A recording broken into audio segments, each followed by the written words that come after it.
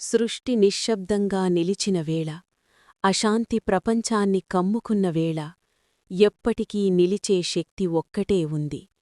ఆయనే శివుడు. ఆయనకు ఆదిలేదు, అంతంలేదు. ఆయనే ఆరంభం, ఆయనే ముగింపు.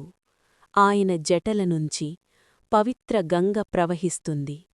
పాపాలను కడిగి, భయాలను తొలగిస్తుంది. ఆయన లలాటంపై మూడవ కన్ను వెలుగుతుంది.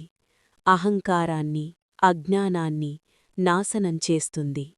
ఆయన శిరస్సుపై అర్ధచంద్రుడు, కాలానికే ఆయనే అధిపతి అని గుర్తుచేస్తాడు.